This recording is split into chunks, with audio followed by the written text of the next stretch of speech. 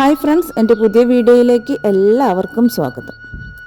ഇന്ന് വന്നത് കറ്റാർ വാഴ നന്നായിട്ട് വളരാൻ വേണ്ടിയിട്ട് നമ്മൾ ചെയ്യുന്നൊരു പോട്ടിൻ രീതിയാണ്. മുമ്പ് നമ്മൾ ഡെൻഡ്രോബിയത്തിന് കറ്റാർ വാഴ സ്പ്രേ ചെയ്യുന്നത് കാണിച്ചിട്ടുണ്ടായിരുന്നു. അപ്പോൾ അതിൽ നമ്മൾ കറ്റാർ വാഴ കട്ട് ചെയ്യുന്നൊരു ഭാഗം കാണിച്ചതിൽ ഒരുപാട് ആൾ ഈ ഒരു കറ്റാർ വാഴയുടെ പോട്ടിംഗ് രീതി ആവശ്യപ്പെട്ടിട്ടുണ്ടായിരുന്നു. അപ്പോൾ അവർക്കൊക്കെ വേണ്ടിയിട്ടാണ് ഇന്ന് നമ്മൾ ഈ ഒരു വീഡിയോ ചെയ്യുന്നത്. പിന്നെ നമ്മളിപ്പോൾ കാണിച്ചുകൊണ്ടിരിക്കുന്നത് ഡെൻഡ്രോബിയം വെറൈറ്റീസ് ആണ്. അപ്പോൾ ഡെൻഡ്രോബിയത്തിൻ്റെ ഒരു 28 വെറൈറ്റീസ് നമ്മളെടുത്തിപ്പോൾ സെയിലിനായിട്ടുണ്ട്.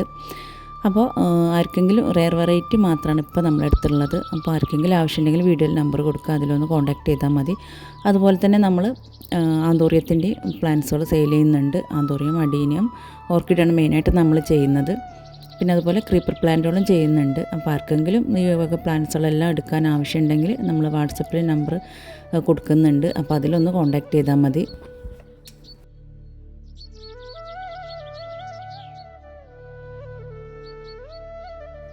നമ്മളെടുത്ത ആന്തോറിയത്തിൻ്റെ ഒരു 18 വെറൈറ്റിയാണ് ഇപ്പോൾ സെയിലിനായിട്ടുള്ളത്. അപ്പോൾ നമ്മളെല്ലാ പ്ലാന്റ്സുകളും ഇതിൽ കാണിക്കുന്നുണ്ട്. അപ്പോൾ നിങ്ങൾക്ക് ഇതിൽ നിന്ന് സ്ക്രീൻഷോട്ട് എടുത്തിട്ട് അയക്കണമെങ്കിൽ അങ്ങനെ അയക്കാം. നിങ്ങൾ വാട്സപ്പിൽ കോൺടാക്ട് ചെയ്യുന്ന സമയത്ത് നമ്മൾ അതിൻ്റെ കറക്റ്റ് കാറ്റലോഗ് നിങ്ങൾക്ക് അയച്ചു തരുന്നതാണ്. അപ്പോൾ അതൊന്ന് നിങ്ങൾക്ക് സെലക്ട് ചെയ്യാനുള്ള ഓപ്ഷൻ ഉണ്ട്. പിന്നെ പറയാനുള്ളത്, നമുക്ക് വാട്സപ്പ് ചെയ്യാൻ അറിയാത്ത ഒരുപാട് അമ്മമാരുണ്ട്. അപ്പോൾ അവർക്കൊക്കെ വേണ്ടിയിട്ട് ഞാൻ വീഡിയോൻ്റെ താഴെ വാട്സപ്പിൻ്റെ ലിങ്ക് കൊടുക്കുന്നുണ്ട്. അപ്പോൾ നിങ്ങൾക്ക് പലർക്കും പറയുന്നവരായാലൊക്കെ ചിലർക്ക് സേവ് ചെയ്യാൻ പറ്റുന്നില്ല, അങ്ങനെയൊക്കെ ഒരുപാട് പറയുന്നുണ്ട്. അപ്പോൾ അങ്ങനെയുള്ളവർക്കൊക്കെ വേണ്ടിയിട്ടാണ് ഈ വാട്സപ്പിൻ്റെ ലിങ്ക് കൊടുക്കുന്നത്. അപ്പോൾ നിങ്ങൾ നേരെ വാട്സപ്പിൻ്റെ ലിങ്കിലൊന്ന് ടച്ച് ചെയ്താൽ നമ്മളെ വാട്സപ്പിൽ നേരിട്ടിട്ട് നിങ്ങൾക്ക് ഹായ് വിടാൻ വേണ്ടിയിട്ട് പറ്റും. അപ്പോൾ നിങ്ങൾക്ക് നമ്പർ സേവ് ചെയ്യേണ്ടൊന്നും ആവശ്യം വരില്ല. അപ്പോൾ നമ്മളായിട്ട് കോൺടാക്ട് ചെയ്യുന്ന സമയത്ത്, നിങ്ങൾ സേവ് ചെയ്യുന്ന സമയത്ത് നമ്മുടെ പേര് ഓട്ടോമാറ്റിക്കായിട്ട് അത് വരികയും ചെയ്യും. അപ്പോൾ നിങ്ങളൊന്ന് സേവ് കൊടുത്താൽ മാത്രം മതി. ഇത് വരുന്നത് ഗ്രീൻ ആപ്പിൾ എന്ന് പറഞ്ഞ വെറൈറ്റിയാണ്. നല്ല സൈസാണ് ഇതിൻ്റെ ഫ്ലവറും. അതുപോലെ തന്നെ പ്ലാന്റ് നമ്മളെ നോർമൽ വെറൈറ്റിനേക്കാളും ഹൈറ്റ് വരുന്നുണ്ട്. അതുപോലെ നിറയെ പൂക്കൾ, ഹൈബ്രിഡ് ആണ്, നിറയെ പൂക്കളുണ്ടായിരിക്കും. നല്ല സൈസാണ് ഫ്ലവറും പ്ലാന്റും എല്ലാം. അപ്പോൾ ഇത്രയൊക്കെയാണ് നമ്മുടെ അടുത്തുള്ള വെറൈറ്റീസ്. ഗ്രീൻ അയക്കാൻ നമുക്ക് ചാർജ് കുറച്ച് കൂടുതൽ വരും, വലിയ പ്ലാന്റ്സ് ആയതുകൊണ്ട് തന്നെ.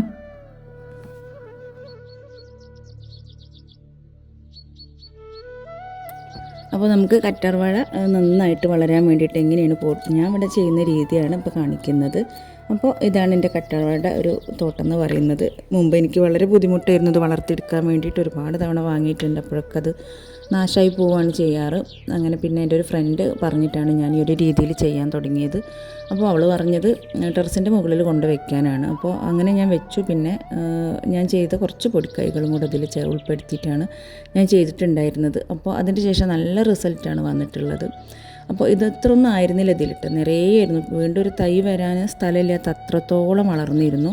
പിന്നെ നമ്മൾ ഇപ്പോൾ ഈ നഴ്സറിയുടെ പണിയൊക്കെ നടക്കുന്നത് കാരണം ഇതിൻ്റെ മുകളിലൊക്കെ ഇങ്ങനെ ഓരോ ഗ്രീൻ നെറ്റൊക്കെ കൊണ്ടിട്ട് കുറച്ച് മുഷിഞ്ഞ് നാശാവാരായി തുടങ്ങിയിട്ടുണ്ട്. അതിൻ്റെ പോട്ടിംഗ് മിക്സൊക്കെ താഴ്ന്ന് പോയിട്ട് പുതിയ തൈ വരുന്നതൊക്കെ വേറെ ആയിട്ടാണ് നിൽക്കുന്നത്. അപ്പോൾ അതുകൊണ്ട് തന്നെ കുറച്ചുകൂടെ മണ്ണൊക്കെ ഇട്ട് കൊടുക്കാൻ സമയമായിട്ടുണ്ട്. ഒന്നിനും ടൈം കിട്ടാത്തതുകൊണ്ടാണ്. ടെറസിൻ്റെ മുകളിലായതുകൊണ്ട് തന്നെ മണ്ണ് കൊണ്ടിടാനൊക്കെ വളരെ ബുദ്ധിമുട്ടാണ്. അപ്പോൾ അതുകൊണ്ട് ഇത്രയും കൂടെ ഗ്രോത്ത് കുറവാണ്. മുമ്പ് ഓരോ വാഴ ലീഫുകളും ഒരു വലിയ കൈയിൻ്റെ അത്രയും വണ്ണും നീളമൊക്കെ വന്നിട്ടുള്ളതായിരുന്നു. അന്ന് നല്ല നേരിട്ടിട്ട് വെയിലും കൂടെ തട്ടിയിരുന്നു കേട്ടോ. അപ്പോൾ വെയിൽ തട്ടാത്തതുകൊണ്ടാണ് ഇത്ര ഒരു ചെറിയ ലീഫായിട്ട് നിൽക്കുന്നത്. അപ്പോൾ നമുക്ക് ആദ്യം തന്നെ വേണ്ടത് കുറച്ച് അടിവിസ്താരമുള്ള കുറച്ച് നല്ല വെള്ളമൊക്കെ നന്നായിട്ട് വാർന്നു പോകുന്ന ഒരു പോട്ട് എടുക്കാൻ വേണ്ടിയിട്ട് ശ്രദ്ധിക്കണം. അതുപോലെ തന്നെ നമ്മളെ വീട്ടിൽ വെറുത്ത് നമ്മൾ നാശാക്കി കളയുന്ന കരിയിലയാണ് ഏറ്റവും നന്നായിട്ട് ഞാൻ ഈ ഒരു കറ്റാറുടെ വളർച്ചയ്ക്ക് വേണ്ടിയിട്ട് ഉപയോഗിക്കുന്നത്. അപ്പോൾ ഈ കരിയില, അതുപോലെ തന്നെ ചാണകപ്പൊടി, പിന്നെ ആട്ടിൻകാഷ്ടം, അതുപോലെ തന്നെ മണ്ണും കൂടെ പൊടിച്ചെടുത്തിട്ടുള്ളതാണ്. ആട്ടിൻകാഷ്ടം നേരിട്ടിട്ട് ഉപയോഗിക്കരുത്. അതൊന്ന് കുതിർത്ത് അതൊന്ന് ഇങ്ങനെ എന്തെങ്കിലും ഇട്ട് ഉടച്ച് എടുത്തതിന് ശേഷം വേണം ആട്ടിൻകാഷ്ടം ഉപയോഗിക്കാൻ വേണ്ടിയിട്ട്. അപ്പോൾ നമ്മൾ കരിയില നമ്മളിങ്ങനെ അടിച്ച് കൂട്ടിയിടുന്ന കരിയിലൊക്കെ ഏറ്റവും താഴ്ന്ന് എടുത്തിട്ടുണ്ടെങ്കിൽ നല്ല ഇങ്ങനെ അതിങ്ങനെ പൊടിഞ്ഞ് നമുക്ക് വളമായി തുടങ്ങിയിട്ടുണ്ടാവും. അപ്പോൾ അങ്ങനത്തത് കിട്ടുകയാണെങ്കിൽ ഏറ്റവും നല്ലതാണ്. അപ്പോൾ ഞാനിപ്പോൾ അതില്ലാത്തതുകൊണ്ടാണ് മുകളിൽ ഉള്ള ലീഫ് എടുത്തിട്ടുള്ളത്. അപ്പോൾ ഇതുപോലെ തന്നെ ഒന്ന് ചെറുതായിട്ട് പൊട്ടിച്ചിട്ട് കൊടുക്കുക. നമ്മൾ പൊട്ടിക്കാതെ ഇട്ട് കൊടുക്കുന്ന സമയത്ത് അതിൽ വെള്ളം വാർന്നു പോവില്ല. അപ്പോൾ ആ ലീഫ് അങ്ങനെ തന്നെ കിടക്കുമ്പോൾ വെള്ളം അതിൽ തന്നെ കെട്ടി നിന്ന് പെട്ടെന്ന് ചീയൽ വരാൻ സാധ്യത ഉണ്ട്. അപ്പോൾ പിന്നെ നമ്മൾ ഉപയോഗിക്കുന്ന ചീമക്കൊന്നയാണ്. നമ്മളിവിടെ ഇതിന് ചീമക്കൊന്ന എന്നാണ് പറയുക. ഇത് മുമ്പൊക്കെ എല്ലാ തെങ്ങിന് വളമായിട്ടും അങ്ങനത്തെ നല്ല വൃക്ഷങ്ങൾക്കൊക്കെ നന്നായിട്ട് വളങ്ങൾക്ക് വേണ്ടിയിട്ട് ഉപയോഗിച്ചിരുന്ന ഒരു ഇതാണ്. ഇപ്പോൾ കൂടുതൽ അങ്ങനെ ആരും ഉപയോഗിക്കാറില്ല. പക്ഷെ അത് ഭയങ്കര റിസൾട്ടാണ്. നല്ല നൈട്രജൻ കൂടുതൽ അടങ്ങിയിട്ടുള്ളൊരു ലീഫാണിത്. അപ്പോൾ ഇത് അതുപോലെ തന്നെ നമുക്ക് ഈ ഒരു ആദ്യം കരിയിലിട്ട് അതിൻ്റെ മുകളിൽ നന്നായിട്ട് ഇതൊന്ന് എല്ലാ ഭാഗവും ആവുന്ന രീതിയിൽ ഇട്ട് കൊടുക്കുക.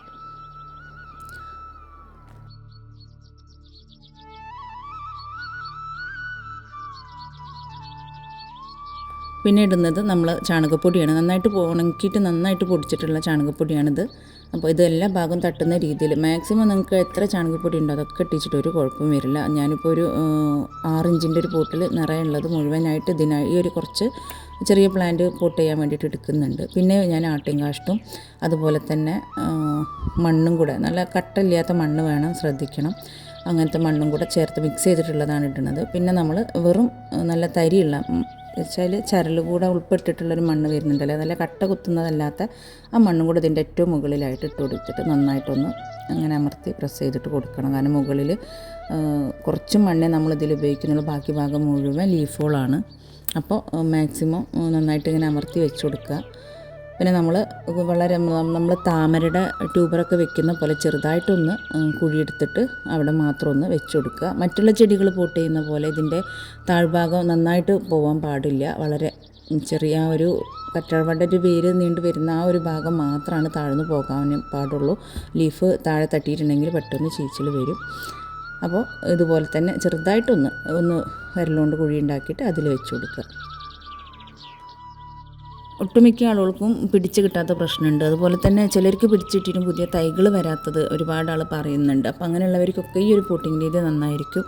ഈ ചാണകം പൊടിയും അതുപോലെ തന്നെ ഈ ചീമക്കൊന്നയുടെ ലീഫൊക്കെ ഉള്ളതുകൊണ്ട് നമുക്ക് പുതിയ തൈകൾ പെട്ടെന്ന് നൈട്രജൻ കൂടുതലുള്ളതുകൊണ്ട് അതുപോലെ കരിയിൽ എല്ലാം നൈട്രജൻ വരുന്ന കണ്ടൻറ്റ് വരുന്ന സാധനങ്ങളാണ് നമ്മളിതിൽ ഉൾപ്പെടുത്തിയിട്ടുള്ളത്. അപ്പോൾ അതുകൊണ്ട് തന്നെ പെട്ടെന്ന് പുതിയ തൈകൾ വരും. പിന്നെ നിങ്ങൾ കറ്റാർവാഴ വെക്കുമ്പോൾ പ്രത്യേകം ശ്രദ്ധിക്കേണ്ടത് നേരിട്ടിട്ടൊരു നമ്മൾ അടീനിയം പോലൊക്കെ തന്നെയാണ് നേരിട്ടൊരു 6 മണിക്കൂറെങ്കിലും വെയിൽ തട്ടുന്ന ഭാഗത്ത് വെച്ചിട്ടുണ്ടെങ്കിൽ വളരെ പെട്ടെന്ന് നല്ല റിസൾട്ട് കിട്ടുന്നതാണ്. അപ്പോൾ വെയിലിൻ്റെ കാര്യം പ്രത്യേകമായിട്ട് ശ്രദ്ധിക്കുക. നേരിട്ടിട്ട് വെയിൽ തട്ടുന്ന ഭാഗത്ത് വേണം വെക്കാൻ. മരത്തിൻ്റെ ചുവട്ടിലൊന്നും തണലുള്ളിടത്തൊന്നും കൊണ്ട് വെക്കരുത്. നല്ല ഗ്രോത്ത് കിട്ടണമെന്നുണ്ടെങ്കിൽ നിങ്ങളിത് നല്ല വെയിലിൽ തന്നെ വെക്കാൻ വേണ്ടിയിട്ട് നോക്കണം. പിന്നെ നനയുടെ കാര്യം അന്ന് നമ്മൾ പോട്ട് ചെയ്ത ദിവസം നന്നായിട്ടൊന്ന് അങ്ങനെ കൂടുതൽ പൈപ്പായിട്ടൊന്ന് പിടിച്ച് നനയ്ക്കുന്നത് ഇതുപോലെ കൈയായിട്ട് തളിച്ച് കൊടുത്താൽ മതി. എന്നിട്ട് ആ വെള്ളം നന്നായിട്ട് വാർന്നു പോകുന്നുണ്ടോയെന്ന് നമ്മൾ അന്ന് തന്നെ പ്രത്യേകമായിട്ട് ശ്രദ്ധിക്കണം. വെള്ളം കെട്ടി നിൽക്കാൻ സാധ്യതയുണ്ട് താഴെ ലീഫുകളൊക്കെ ഇട്ടതുകൊണ്ട്.